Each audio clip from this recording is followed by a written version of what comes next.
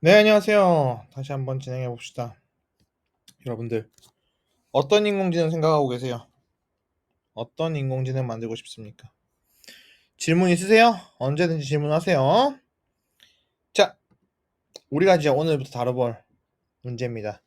아까 대략적으로 설명했지만 좀 더 들어가서 보도록 하죠. 음, 데이터를 가지고 모델을 학습하고 자동으로 의미 있는 정보를 얻는다. 머신러닝이죠, 그죠? 뭐 결국 이런 이미지로 나타나게 돼요. 검색해보니까 이런 예쁜 이미지가 나오더라고요. 그죠? 데이터를 보는 거예요. 우리는 데이터를 보고 그 데이터 속에서 어떤 패턴을 찾아가지고 그 패턴 속에서 가치를 찾고, 그죠? 결국 하는 짓은 보고 생각해서 움직이는 거죠. 그죠? 입력을 처리해서 출력하는 거예요. 그죠? 아, 이게 어떻게 되냐? 사람은 이렇게 되던데 라고 얘기하는 거예요. 신경세포입니다.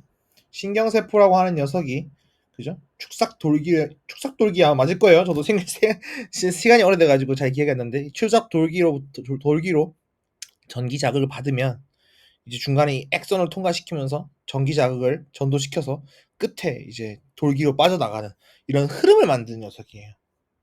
이런 신경세포가 여러 개 연결되어 있음으로써 우리가 생각을 할 수 있는 것으로 알려져 있습니다. 그래서 똑똑한 사람들이 여러 가지 이 신경세포를 모방하려고 노력해요. 그 중에 알려진 것 중에 제일 유명한 모델이 짜잔 이겁니다. 오른쪽에 있는 거. 음, 여러 가지 M개의 입력이 신경에 들어왔다고 가정했을 때 각 화살표는 W1, W2, WM까지, 즉 각 화살표마다 가중치라는 게 존재를 하고요. 각각의 가중치는 숫자예요. 들어오는 입력도 숫자입니다. 이 X1과 W1은 서로 곱해지는 겁니다. X1이 이 W1 화살표를 타고 쭉 내려갈 때는 X1 곱하기 W1, X2 곱하기 W2, 쭉쭉쭉 가서 XM 곱하기 WM 각각마다 곱하고요. 이 동그라미죠, 동그라미. 동그라미에서 만나면 다 합쳐요. 다 합쳐요. 밑에 B, 바이어스까지. 즉 X1, W1, X1 더하기 W2, X2 더하기 W3, X3 더하기 두루루루루 더한 다음에 WM 곱하기 XM까지 곱하고 플러스 바이어스까지 한 녀석을 어떤 펑션을 통과시킨 다음에 그 결과를 y라고 얘기합니다. 여기서는 이 펑션이 앞에 것만 선택했네요. W1, X1과 W2, X2를 더한 것이 어떤 세타보다 작거나 같으면 0, 어떤 세타보다 크면은 1이라고 한다고 했네요. 특수한 함수네요. 그죠? 그래요. 퍼셉트론이라고 하는 거는 이렇게 생겼습니다. 어딜 가나 이제 퍼셉트론이라고 하는 게 아까 말씀드린 것처럼 사실 이런 신경세포 자체를 이렇게 좀 수학적으로 모델링 하려고 하는 연구는 상당히 많았어요. 그 중에서 가장 성공적인 녀석을 보고 있는 겁니다, 우리. 그래서 입력과 이 W라고 하는 건 웨이트고요. 그죠? 그것들이 합쳐지고 이 B는 바이어스라고 하고요. 여기 F 함수는요. 액티베이션 펑션이라고 합니다. 이게 나중에 큰 역할을 해요. 꼭 알아두도록 하고 넘어갑시다. 그래서 우리가 이런 이제 벡터 공간에서 이제 여기 우리가 WIXI에 이걸 뭐 i별로 합쳤다는 뜻이거든요. 시그마 그 대문자 시그마는 다 합친 걸 다 적기 귀찮으니까 썸을 이렇게 적은 겁니다. 그리고 마지막에 바이어스까지 더한 걸 Z라고 하고 FZ를 한 결과를 A로 내뱉는다. 즉 우리는 이거를 선형으로 결합되어 있다라고 할 수 있습니다. 아까 말했잖아요. W1, X1, W2, X2, WN, XN. 그죠? 그래서 선형 모델은요. 변수들을 파라미터를 개수를 선형적으로 결합한 구조예요. 우리 앞선 문제를 표현하면 다음과 같죠. 그죠? 그래서 이거를 사실 우리가 선형 변환이라고 하는 거는 입력이 n차원인 것을 m차원 출력으로 변형시키면 선형 변환이라고, 변환할 때 이때 사용되는 게 앞단에 있는 녀석이 행렬 하나라면 행과 열로 이루어진 이런 관계로 만들 수 있다면 우리는 선형 변환이라고 얘기합니다. 그래서 여러분들 이 머신러닝, 딥러닝을 하려면 꼭 선형대수학이라는 걸 꼭 공부를 해야 돼요. 여러분들이 지금 행렬을 배우는지 안 배우는지 제가 잘 모르겠지만, 그죠? 이 행과 열을 각각 곱한 결과가 이제 새로운 행렬이 되는 구조로 되어 있고, 우리가 앞서 얘기했던 이 웨이트들과 입력들을 곱해서 새로운 출력을 만들어 준다라고 생각하면 될 것 같습니다. 그죠? 한번 예를 들어 보죠. x1에 w11 그리고 1에 바이어스 하면은 y1은 위와 같은 수식이 되겠죠. 그죠? 만약에 1 x1 x2 b1 w11 w12라면은 수식은 다음과 같이 될 거고 행렬적으로는 이렇게 적을 수 있습니다. 여러 개면 또 마찬가지로 이렇게 적을 수 있고요. 그래서 이게 아무리 늘어난다고 쳐도 행렬을 여러분들이 공부하게 되면 이거를 y는 ax 더하기 b라고 해서 이들의 조합을 아까 봤던 그죠? 요런 행렬의 형태로 쓸 수 있어요. 그래서 우리가 뭐 아무리 복잡하다고 해도 이 한 층짜리 퍼셉트론은 결국 y는 ax 더하기 b의 형태입니다. y는 ax 더하기 b가 뭐죠? 1차 함수죠. 1차 함수. 그래서 우리가 만약에 데이터가 이렇게 생겼다고 가정해보죠.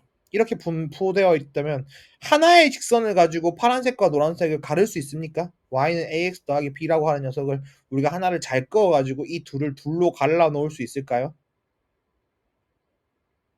y는 ax 더하기 b니까 이게 뭐 우리가 행렬을 잘 모른다고 쳐도 이게 한 층짜리 퍼셉트론이 y는 ax 더하기 b 1차 방정식이라면은 이거 1차 방정식으로 그어가지고 나눌 수 있을까요? 두 개를 공평하게? 뭐 어느 선을 그었더니 그 선 위쪽으로는 다 노란색이고 어느 선 밑쪽으로는 다 파란색이고 물론 막 이렇게 복잡하게 그리면 되겠지.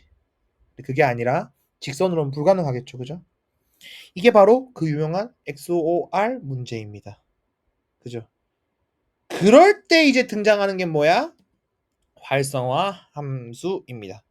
아까 우리가 앞서서 그 저기 뭐야 퍼셉트론 얘기할 때 요 기억나요? 액티베이션 펑션 뒤에 뭐 있었잖아. 그치? 지금 우리가 그냥 계산할 땐 그거 내용이 없었잖아. 그래서 활성화 함수라는 게 붙는데요. 이 활성화 함수라는 건 뭐냐면 우리가 실제로 요런 연결이 있다라고 가정을 해볼게요. 만약에 그냥 이렇게만 연결되어 있다면은 요런 식으로 전개해서 나타낼 수 있을 거예요. H1, H2, H3, H4는 각각에 대해 가지고 선형합으로 나타낼 수 있을 거고 Y1과 Y2는 그죠? 다음과 같이 나타낼 수 있으니 이 두 개를 전개하면 복잡한 수식처럼 보이지만 이게 그죠? 어. 아무리 쌓아도 이게 지금 한 층인데 이게 아니라 두 층, 세 층, 아니 이게 두 개 층인데 히든 레이어가 하나만 있는 건데 이 안에 두 개, 세 개, 네 개 쌓아도 똑같아. 왜? 결국 다 분배되고 교환 법칙 성립하면 다 1차식으로 표현되니까. 이게 아무리 있어도 1층짜리랑 똑같다는 거예요. 근데 여기서 좀 더 본질적으로 돌아가 보죠. 세포가 움직일 때 그냥 내보내지 않더라는 겁니다. 선형합을 한 건 그냥 내보내는 게 아니라 비선형적인 동작이 하나 껴있더라는 겁니다. 활성화 함수라는 게. 그럼 이거 한번 써보자. 활성화 함수 한번 써보자. 그래서 시그모이드 활성화 함수가 실제로 이런 식으로 생겼으니까 수학적으로 모사해가지고 내가 시그모이드라는 함수를 가져올게. 얘가 어떻게 하는지 액티베이션 펑션 그대로 한번 써볼게. 그렇게 해서 쌓아보는 겁니다. 그랬더니 선으로 가릴 수 없던 게 되게 되던 거예요. 이걸 우리는 멀티레이어 퍼셉트론이라고 합니다. 실제로 신경세포끼리 연결될 때 이 각각에서 액티베이션을 수행을 하니까 이 각각의 노드 간의 연결에 있어가지고 노드들의 연결을 지금 보는 것처럼 액티베이션 펑션을 막아주는 겁니다.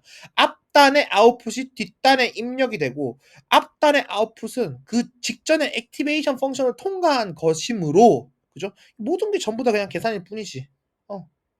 그래서 우리가 아는 숫자와 우리가 알고 싶은 숫자에 대해서 구분하는 게 중요한데 입력과 출력은 아까 앞서 얘기했던 것처럼 주어진 거예요. 데이터예요. 우리가 알고 싶은 건 여기 있는 W1과 바이어스죠. 어떤 W1과 바이어스를 잘 세팅했을 때 입력을 넣어줬을 때 우리가 원하는 출력이 나오면 돼요. 입력을 넣어줬을 때 우리가 원하는 출력이 나오면 돼. 그죠? 우리가 필요한 건 뭐냐면 예측값, 가중치값을 찾는 겁니다. 아까 쌤 이거 뭐 다 전개돼 가지고 한 개로 퉁쳐진다고 했잖아요. 아까 이거 얘기했잖아요. 선형이라며. 그래서 뭐 넣었어요? 액티베이션 펑션 넣었잖아. 여기 이 복잡한 수식을 넣으면 얘가 전개가 될까? 안 된다는 거지. 복잡한 수식이 중간에 하나 들어가 버리니까 분배 법칙이고 다 안 된다는 거지. 그래서 요런 형태로 이어 놓으면은 요 각각의 노드가 액티베이션 펑션만 거치도록 만들어 놓으면은 얘가 탑을 쌓으면은 우리가 원하는 걸 할 수 있더라. 그래서 요는 뭐냐면 액티베이션 펑션 그게 다 좋은데 결론은 우리가 원하는 W1과 바이어스를 찾는 거다. 그죠? 아직까지 우리는 그 방법을 몰라요. 그죠? 어떤 게 좋아요? 초록색 선이 파란색을 데이터라고 했을 때 초록색, 까만색, 빨간색 중에 어떤 게 데이터를 잘 설명한 것 같아요? 까만색이 잘 설명한 것 같나요? 지금은 어때요? 주황색이 좀 더 나아진 것 같아요? 얼마나 더 좋아진 것 같아요? 아까 이 앞선 그래프들에 비해서 이 친구는 얼마나 더 좋아진 것 같나요? 상황을 비유해 볼게요. 여러분들은 대포의 각도와 위치를 조절해야 됩니다. 어떻게 하시겠어요? 어, 지금 이 나무를 통과해야 되니까 위로 좀 더 높여서 쏴보면 되겠죠. 근데 대포 한 번 쏘는 거 뭐 비쌀 수도 있겠지만 우리는 이 대포 한 번 쏘는 가격이 아주 싸다고 가정해 볼게요. 우리의 GPU가 아주 좋아 가지고 한 번 쏴 보는데 정말 몇 초도 안 걸리고 아주 싸다고 가정해 보면 여러 번 쏴 보면 되겠죠 그냥. 그죠? 어. 우주선 같이 비싼 거는 처음부터 잘 계산해야겠지만 장난감 비행기, 장난감 우리 GPU가 다 해 줘? 아주 싸? 그러면 여러 번 쏴 보면 되겠죠. 그죠? 그래서 우리가 다만 언제까지고 컴퓨터 계산하는 존재를 가지고 감으로 적당이란 말을 쓸 수는 없으니까 정량화 시켜야겠죠. 정량화라고 한다면 우리는 오차를 예측값과 실제값의 차이라고 정의를 하면 그죠? 예측값은 25라고 했는데 실제값은 25인데 예측을 27로 했다면 오차는 마이너스 2일 거고 뭐 50일 때 40이라고 했다면 42일 때 53이라고 했다면 61일 때 66이라고 했다면 오차가 다음과 같을 겁니다.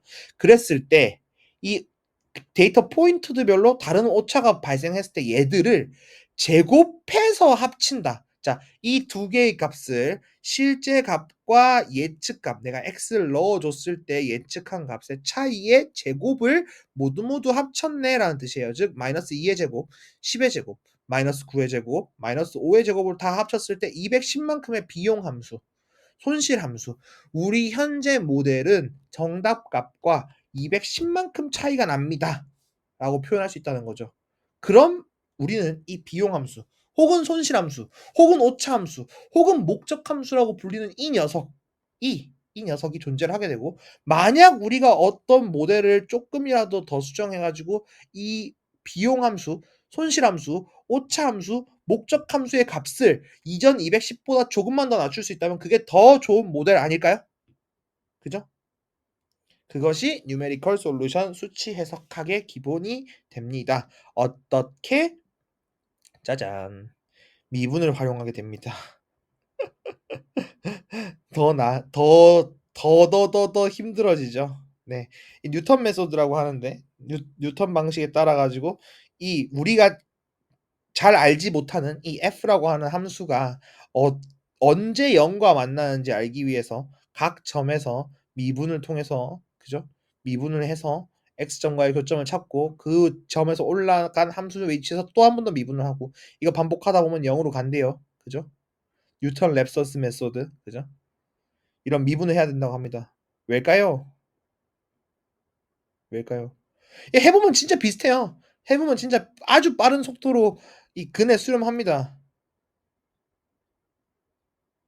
어. 근데 생각해 봐. 음. 만약에 x제곱 마이너스 2는 0의 한근이다 이러면은 그냥 우리 양변에 2 더하고 거듭 제곱이니까 루트 씌우면은 플러스 마이너스 루트 2. 왜 이렇게 불편한 걸 왜 씁니까? 심지어 진짜 값도 아니고 어프록시메이션 근사값이에요. 오차가 존재하는 근사값이에요. 왜 쓰는 거죠?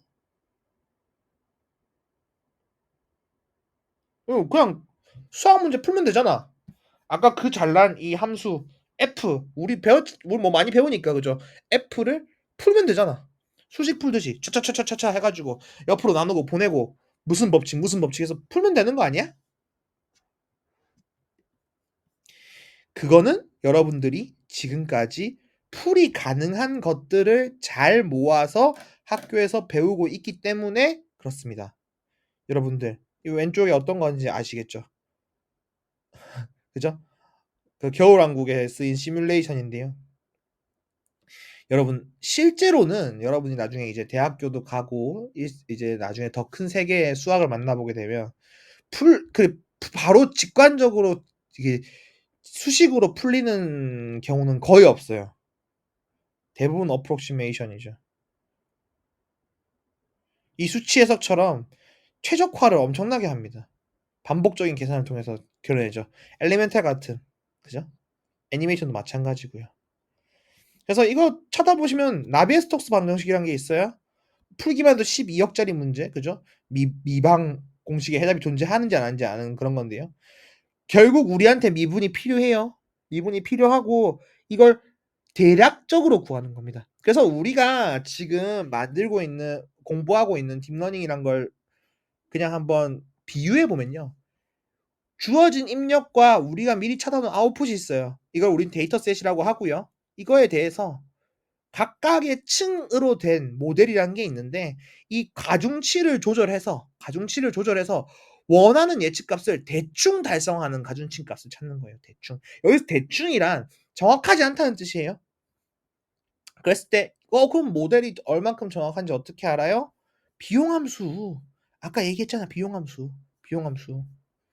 모델이 만들어낸 결과가 실제 나의 결과 내가 실제 정답과 비교했을 때 얼마나 차이 나는지를 보는 거예요. 그 차이가 작으면 작을수록 더 좋은 모델이라고 하는 겁니다.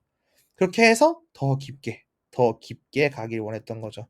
하지만 더 깊어지면 아까도 말씀드렸지만 그라디언트 베니싱 처음 출발한 "야!" 갔던 대화가 "왜?" 하는데 돌아오지 못하는 그죠? 점점 옅어지는 이런 문제가 발생을 하게 돼요. 수학적으로도 그죠? 우리가 시그모이드 함수의 문제이기도 한데 이런 것들을 극복하는 다양한 액티베이션 모델 렐루라고 하는 것이 등장합니다. 아주 단순하게 생겼어요. 맥스 0, Z 0과 Z 중에 맥스인 것, 즉 음수는 포함하지 않고 양수는 y는 x 그대로 쓰는 rectified linear unit이라고 하는 액티베이션 펑션이고요. 이 녀석의 등장과 여러 가지 다른 요소들이 합쳐지면서 네 점점 더 깊어지기 시작해요. 렐루만 있을까요? 아니에요. 엘루, 뭐 리키렐루, 미쉬, 싱크 엄청나게 많습니다. 스위쉬. 근데 이 중에서 제가 추천드리고 싶은 거는 렐루랑 엘루 네 그리고 리키렐루 네 많이 씁니다. 이런 것들을 쓰기 시작하면서 심지어 GPU를 2개씩 사용해 가면서 그죠? 점점 더 깊어져요. 구글넷 더 깊어져요. 그리고 레즈넷 더 크게 더 깊게 그죠? 이거 여기 같은 경우에 재밌는 게 이 y는 wx라는 형태를 띠고 있는데 모두 다 w가 1로는 잘 안 가려고 그래요. 0으로는 잘 가는데 오케이 1로 안 가? 대신에 그럼 1로 가는 1인 아이덴티티인 지름길을 뚫어주자. 실제로 이 아이디어를 가지고 모델은 더 크고 더 깊어졌습니다. 재밌죠? 이렇게 큰 모델들이 학습 가능하게 되고 이들이 학습되면서 더 좋은 성능을 내게 된 것이죠. 더 자세한 모델들을 살펴보도록 합시다. 여러분들, 여러분들이 하고 싶은 연구는 뭔가요? 여러분들은 어떤 인공지능이 만들고 싶으세요? 네, 지금 이 시간 끊고 다음 시간에 만나요.